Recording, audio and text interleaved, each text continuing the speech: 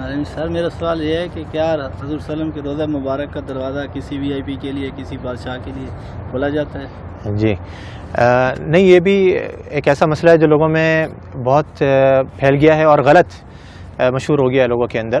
لوگ یہ سمجھتے ہیں کہ فلاں بادشاہ وغیرہ آتے ہیں اور وہ نبی صلی اللہ علیہ وسلم کی قبر کی زیارت کے لیے جاتے ہیں۔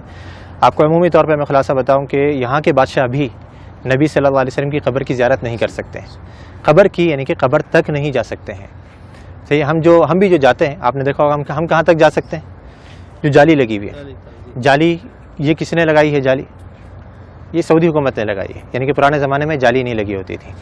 اس کے پیچھے، جالی کے پیچھے کیا ہے؟ بہت سے لوگ یہ سمجھتے ہیں، وہ جھانک کر کے دیکھ رہا ہوتا ہے کہ ہمیں قبر نظر آ جائے کسی طریقے سے۔ قبر ناممکن ہے کہ نظر آ جائے، کیونکہ جالی کے پیچھے 3 دیواریں ہیں۔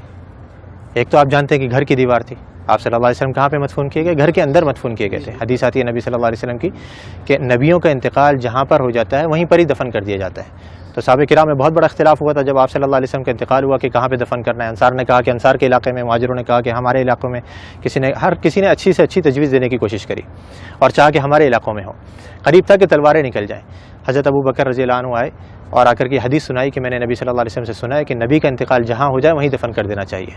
تو صحابہ کرام یہ تھے کہ جو ابھی جنگ چھڑنے والی تھی، فوراً تلواریں اپنے بند کر دی گئیں۔ اور ساری ہمارے درمیان میں بھی یہی ہونا چاہیے کہ جب حدیث آ جائے تو ہمارے درمیان کسی بھی قسم کا اختلاف ہو وہ فوراً ختم ہو جائے۔ تو آپ صلی اللہ علیہ وسلم کو دفن کیا گیا کہاں پر؟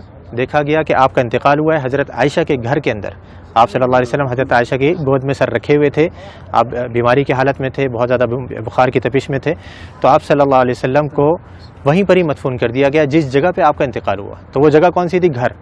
اب گھر کی ظاہری بات ہے 4 دیواری تھی، 4 دیواری کے باہر کچھ عرصے کے بعد پرانے زمانے میں ہی ایک اور دیوار بنائی گئی جس کے 6 کونے تھے، 6 کونے، یعنی کہ عام طور پہ 4 کونے ہوتے ہیں نا گھر کے دیوار کے، اس کے 6 کونے بنائے گئے تھے۔ یہ 6 کونے کیوں بنائے گئے تھے؟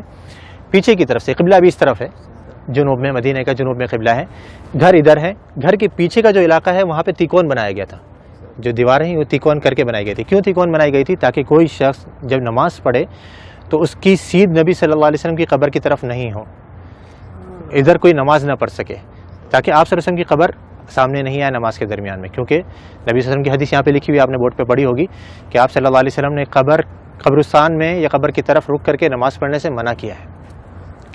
تو وہاں پہ یہ دوسری دیوار بنائی گئی۔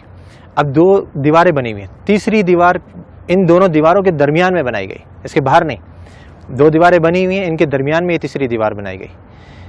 تو اس دیوار کے اوپر یہ گنبد کھڑا ہوا ہے، اس دیوار یا اس کے ساتھ میں کچھ چھوٹے موٹے ستون سے ہیں، ان کے اوپر یہ گنبد کھڑا ہوا ہے۔ یعنی جیسے میں نے ابھی تھوڑی دیر پہلے ذکر کرا تھا کہ جو اندر گھر کی دیوار ہے وہ تو کچی ہے، اس کے اوپر گنبد نہیں بنایا جا سکتا ہے، تو گھر کے باہر کی دیوار پر یہ گنبد کھڑا کیا گیا۔ تو اب یہ 3 دیواریں ہیں، یہ 3 دیواروں کے اندر جو پہلی دیوار تھی، سب سے گھر کی جو دیوار تھی، اس کے اندر پہلے زمانے میں ایک کھڑکی تھی، ایک دروازہ تھا اور اوپر ایک روشن دان تھا۔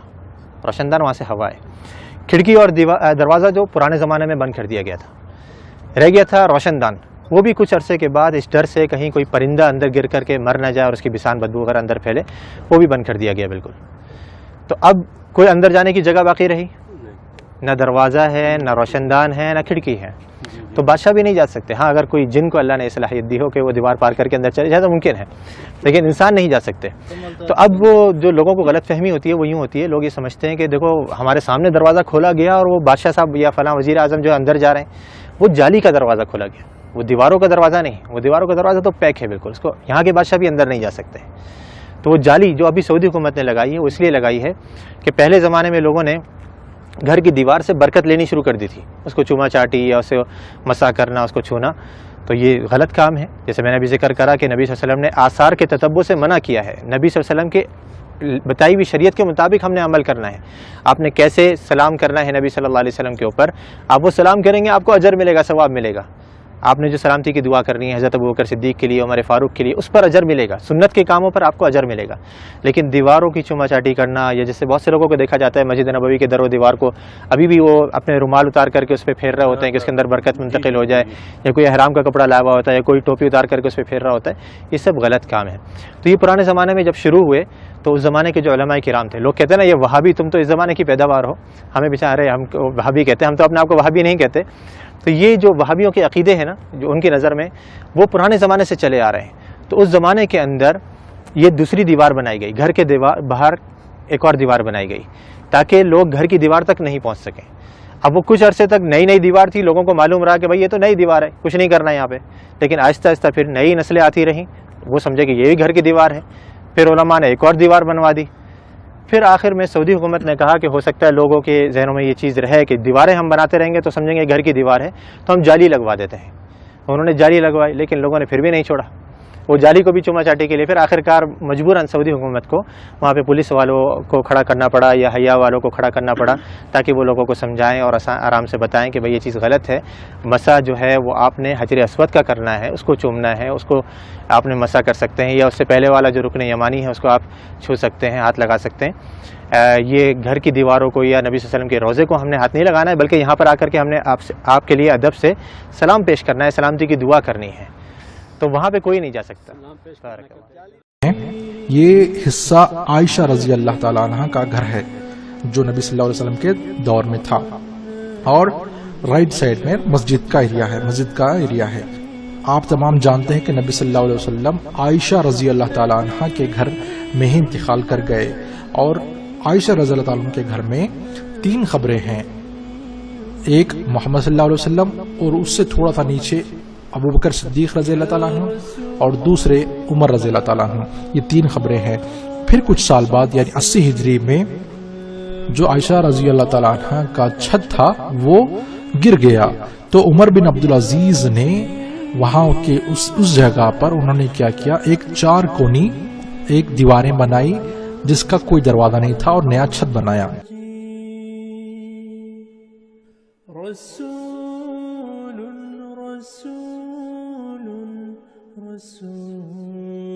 پھر ان کو ایک بات کھٹک گئی کہ کہیں لوگ آگے جا کر یہ نہ سمجھیں کہ یہ کعبے کی طرح ہی ہے، کیوں نہ اس کی طواف کریں، تو یہ ان کو ڈر ستا رہا تھا۔ تو انہوں نے کیا کیا، ایک اور دیوار بنائی اور سامنے سے اس کا حصہ تھوڑا سا نوکیلا انہوں نے بنایا، جیسا کہ آپ دیکھ سکتے ہیں ویڈیو میں۔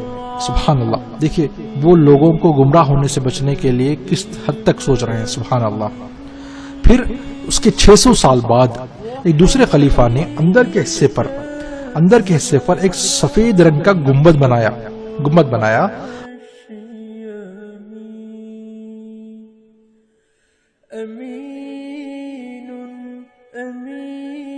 اور اطراف میں ایک اور دیوار بنائی جس کے اطراف میں ہرے رنگ کا کپڑا لگایا گیا ہے جس پر لا الہ الا اللہ محمد رسول اللہ لکھا ہوا ہے۔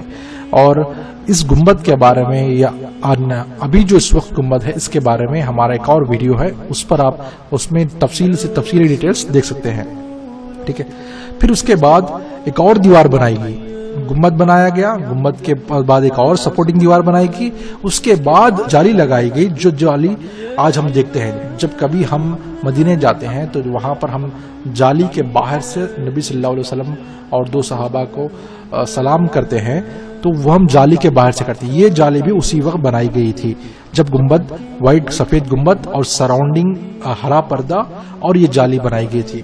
اکثر لوگ یہ سوچتے ہیں کہ یہ جو ہرا کپڑا ہے اس کے اندر ہی جو یہ خبر ہے، اور وہ اگر ہرا کپڑا نکالا جائے تو ہم خبر دیکھ سکتے ہیں، ایسا نہیں ہے۔ آپ تمام جانتے ہیں کہ کتنے دیواریں اس کے اندر بنائی گئی ہیں تاکہ کوئی فتنہ نہ ہو اور کوئی جو ہے گمراہی نہ ہو۔ اللہ جزائے خیر دے ڈاکٹر عبدالعزیز کرکی جنہوں نے یہ شکل بنائی تاکہ ہم یہ اندر کا حصہ کس طریقے سے بنایا گیا ہے دیکھ کر سمجھ سکیں۔ اس طریقے سے کئی اور ماڈلز مدینے میں رکھے گئے ہیں، وہاں پر آپ جب جائیں گے تو مدینے کا ایک میوزیم ہے اور بہت ساری چیزیں ہیں، آپ ضرور یہ ساری چیزیں وہاں پر دیکھ سکتے ہیں انشاءاللہ۔ تو اگر آپ کو یہ ویڈیو پسند آیا اور یہ معلومات اگر اچھی لگی تو آپ یہ ویڈیو اور یہ معلومات دوسروں تک بھی پہنچائیے۔ بارک اللہ فیک۔ تتغاشى سيد